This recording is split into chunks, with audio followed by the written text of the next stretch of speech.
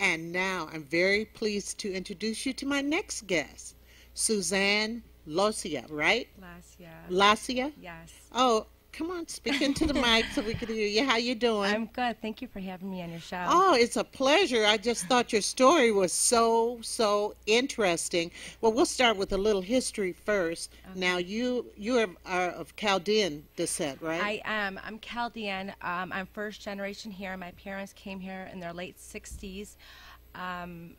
They're from Iraq. We're Babylonian, and no one really knows who Chaldeans are. We're a very important part of the Bible. There are stories about us. We spoke the first language of Christ, called Aramaic. Aramaic. Mhm. Yeah, that's what they had in the Passion of the Christ. Yes. They had him speaking Aramaic. Yes. We go back 5,500 years.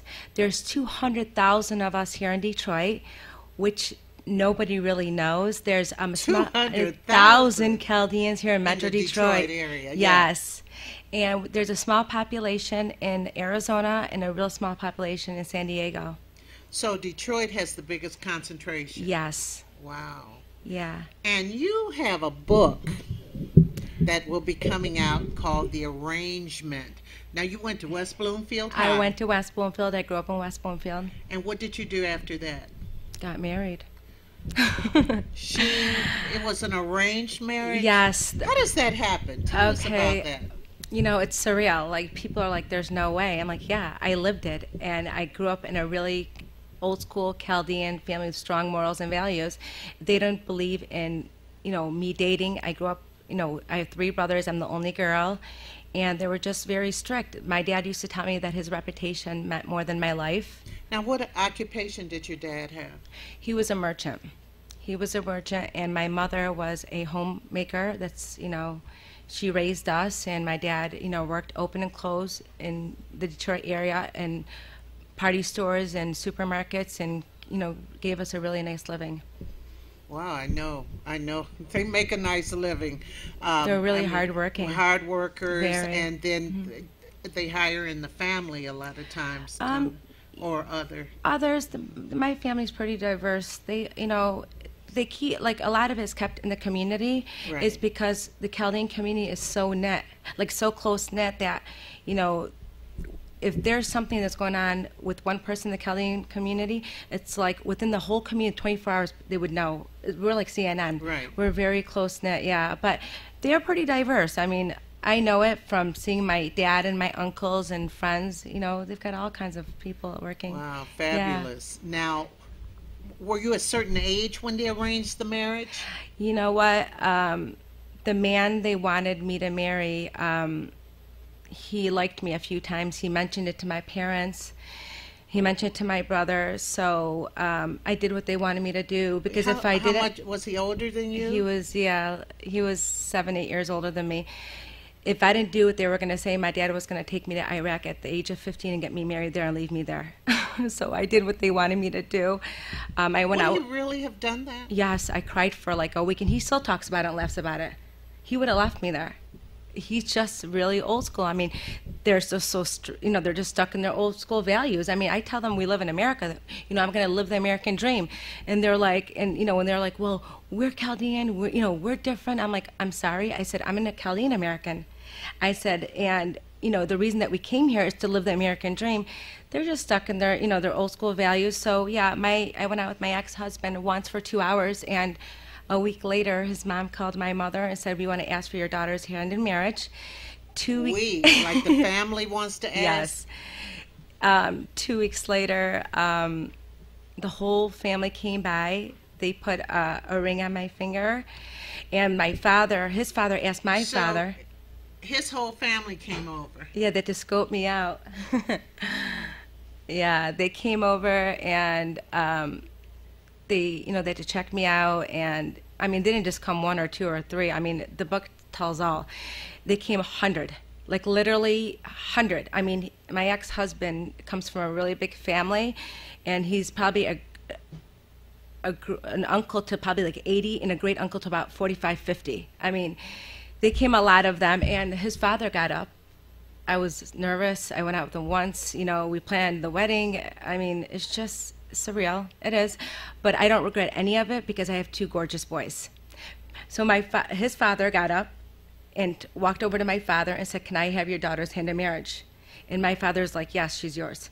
So he didn't ask your father for your hand. His father asked. His father asked my father. It's called a pre-engagement. It's called a teneta. So he asked my father. His father asked my father if we can have your daughter's hand in marriage. And to my parents, the reputation is everything.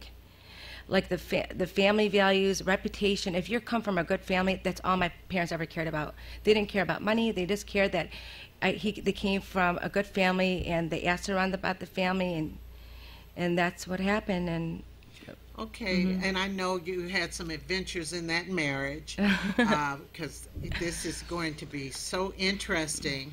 I mean, did you love him at all? Come on. Okay, can I just say that it was basically an arrangement, because I cooked and cleaned and had kids for him while he went out there and did what he had to do. It was an arrangement. When you say did what he had to do, you're talking about in business or? In everything. Oh. Yeah, so no matter what he did, it didn't matter what he did. We don't get divorced. We're Chaldean. We don't get divorced. The reputation is everything. So a lot of stuff happened throughout the way, you know. This is believe me, they're doing a treatment for this. There is a treatment already with big producers in Hollywood. For her story. The movie. And you heard it here first. So, my goodness. So how old are your children? My son just graduated from Brother Rice with honors. I've raised my kids. I have sole custody of my kids. I have raised them on my own. You have sole custody? Yes. He wanted the money. I wanted the kids. All I ever wanted was my kids. I mean, when I married him, he didn't really have anything. We made it together, and he was going to take me through a roller coaster, so I decided to give it all up. I wanted my kids. It's all I live, breathe, and die for. They are the center of my world, and I'm such a proud mother. I mean, I have raised 2 kids on my own. I mean, boys or boys and girls? I have 2 boys. You know, you can have kids. Anybody can have kids, but it's raising the kids. He never raised them. I did it all on my own, and I'm proud. I'm proud of my children. They're respectful. They're beautiful. They're sweet. They're humble. They're good kids, and I teach them the Chaldean American way of living.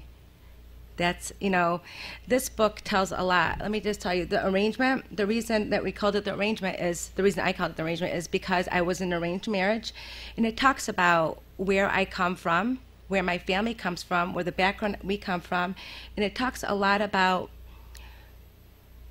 what it was like to grow up in a Chaldean home, and I was a girl that I was never treated the same level as my brothers. So in the order in your family, the children in your family, what was the, how many boys, how many girls? 3 boys, and I was the only daughter. They were very strict on me. They didn't let me out of the house, so I saw no dances. I didn't go out with my friends. I had to be home before dark, and if I wasn't, they used to come, believe me, I was too scared. I wouldn't do anything that would, I grew up with 3 boys, so they sheltered me. They were very strict growing up. See, the family name meant everything to my father. Like, we have to keep you, the family's got to stay, the reputation is number 1. Like I said, my father said, you mess up, it wouldn't be good. So I did what they wanted me to do. At least I got married here in America to a man, that was more Americanized than someone back in Iraq that could have been like Saddam. You know what I mean? So how long were you married? I was married for 10 years. And I've been divorced for a little bit over 8, and it's been hard. I mean, like, when I filed for divorce, my family disowned me. Did they? I mean, they didn't think about your happiness? They don't care. They didn't care. We don't get divorced. We're Chaldean. I don't care. You stay in. And he told me, if you leave, you're going to leave with nothing. I said, I'm going to leave with my 2 children. So my kids were number 1. They've always been number 1. They are the world to me. That's all I live, breathing for them. So to make it, okay, well, I do understand that so well. Mm-hmm. But to go on and try and make it through What did you have to do? I mean, just don't tell us everything, but some of the things. Did you start working? Can I just say that when I filed for divorce, I gave up everything. I mean, he came up with the child support figure. I said okay to it. 2 months later, he stopped. I didn't know that child support figure can be modified. Believe it or not, it was the grace of God. It's through faith. I have lived all these years with my 2 children. I mean, I don't even date. Number one thing was to raise my kids and to live and to pay my bills. And I didn't have anybody. When my family disowned me, my father said, no, there's no way. I'm like, I'm going to do it. And when I did, my brothers didn't talk to me for years. My mom and my dad didn't talk to me. I mean, my mom, I shouldn't say my mom. My mom is my angel. I believe the reason I am here and all her blessings are from her. She is a real angel. They told me that if you do it, you're not going to be a part of this house. I said, well, I'm going to do it. And I did. And it's just through the grace of God. I've lived through faith. I've raised my kids. I've maintained to pay my bills. Not, just, I don't know how I've done it, but I've done it. It's just incredible that, believe, just believe. That's what I tell everybody, have faith and believe. Sometimes the parents are so worried about how you're going to make it. And like in your family, there was pride. Because when they had the wedding, they probably just celebrated. It was magnificent. Yeah, it was. I mean, the wedding was, oh my God. There was hundreds and hundreds and hundreds of people. I mean, yeah, I mean, it's respect. In my, in the Chaldean community, you're not just inviting cousins, you're inviting friends that are considered cousins and brothers that are considered. It was a big wedding. It was. When my family didn't help me, I didn't have no other choice than to go to a friend, a childhood friend. It took everything out of me to go to her, which I did. I asked her to help me, which she did. She refinanced her home and gave me $40,000 to live till my divorce was final.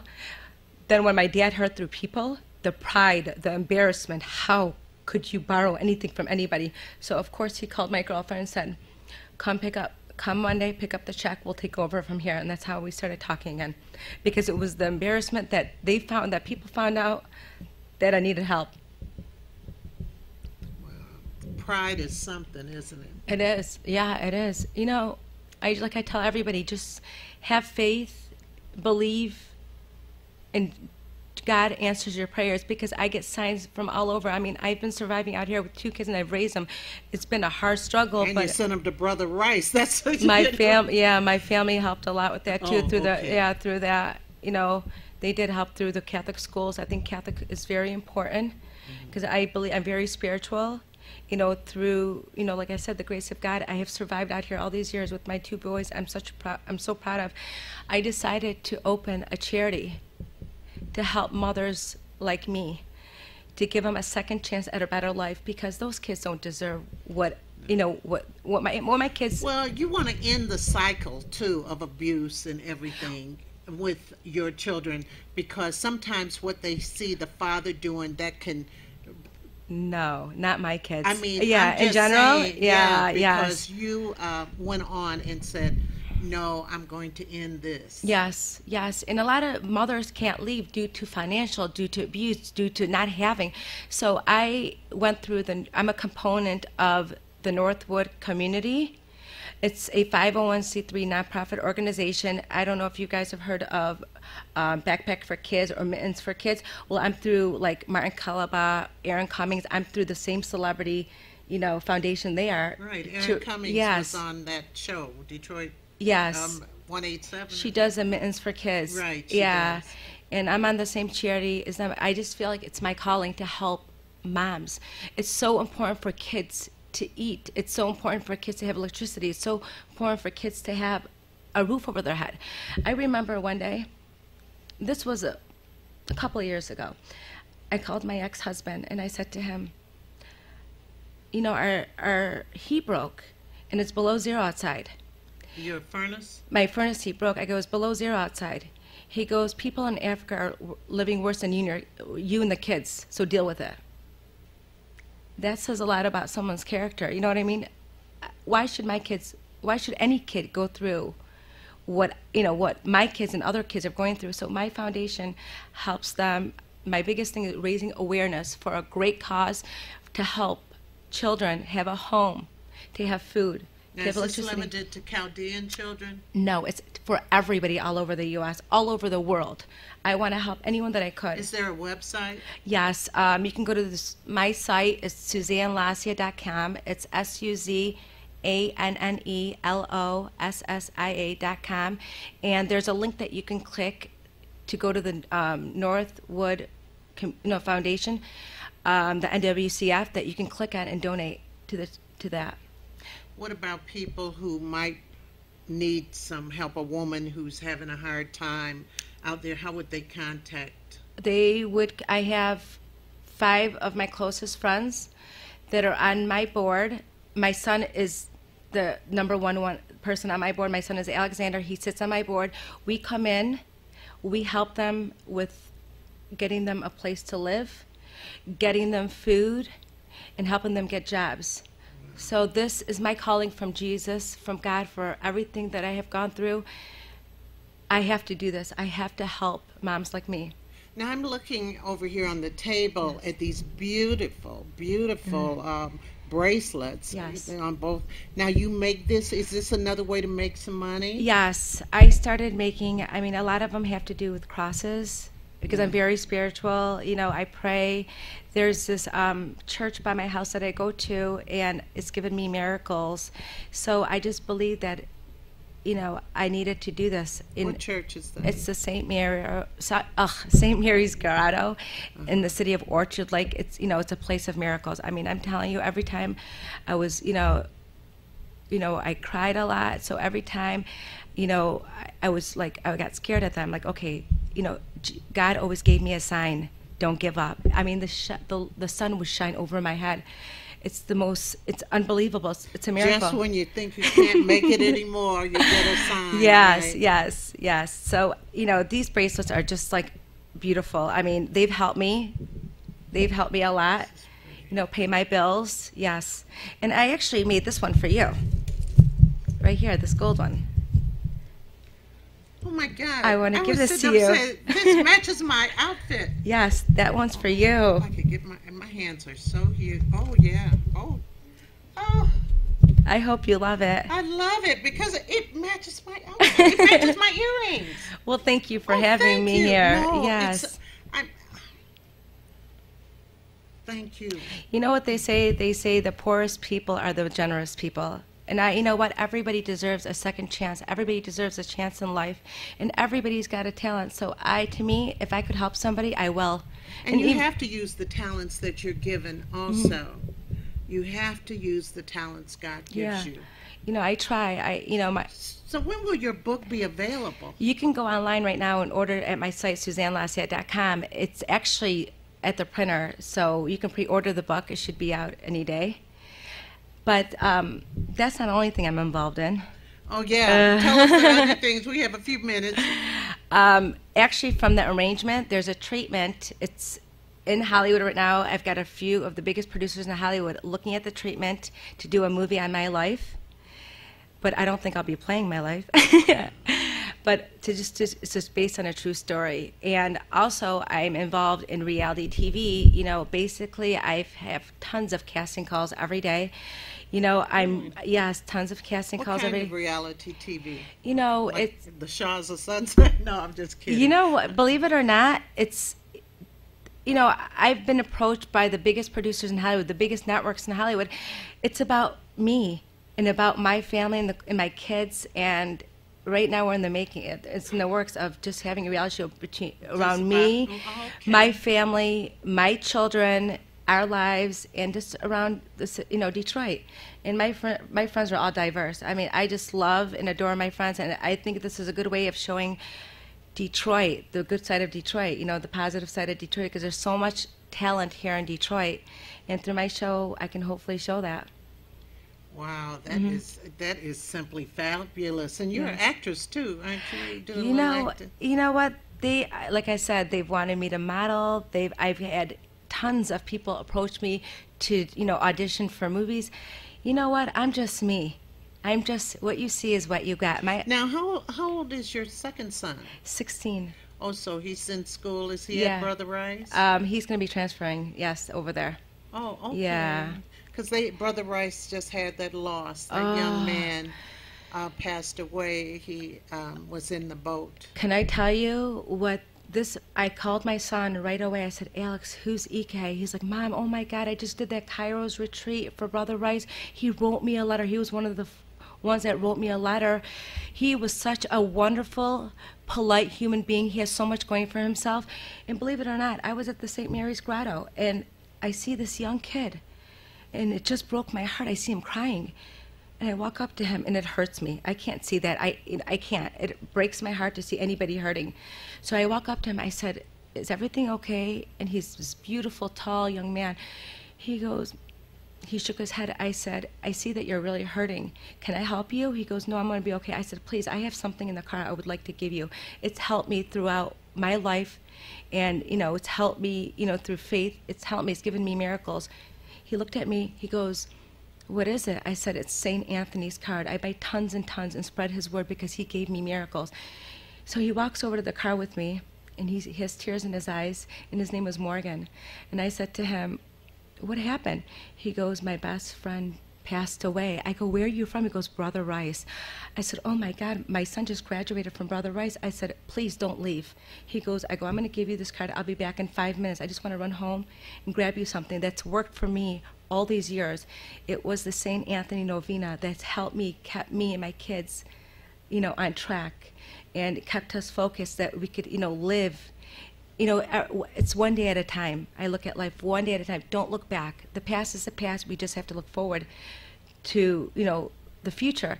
And he actually hugged me and kissed me and said, thank you. I made him a couple copies. I said, I hope that this works for you. I go, just believe. If you believe, anything is possible. Yes, that's true. That's true. That's true. Mm-hmm. Well, I really want to thank you, Suzanne. This has been wonderful.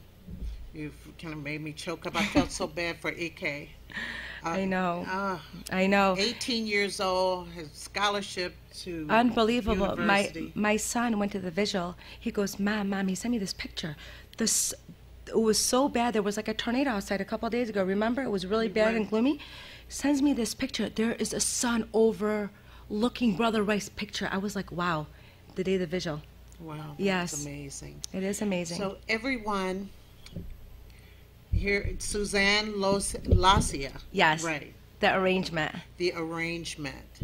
And check that out. And now we have a special DVD presentation where we're talking about road trips. How many of you have road trips planned with your children? That can be good and it can be bad. And I questioned a young lady about this, and we're going to show that in just a moment. But stay tuned for Table Talk, and we have a lot of great topics this morning. Suzanne, once again, thank you so much, and thank you for my bracelet. Just love you. I just love you too. Thank you for having me here. Oh, my pleasure. You are so pleasure. Beautiful, so wonderful. Oh, thank you. You're welcome. Thank you. And we will see you in just a few minutes for Table Talk at 10 o'clock.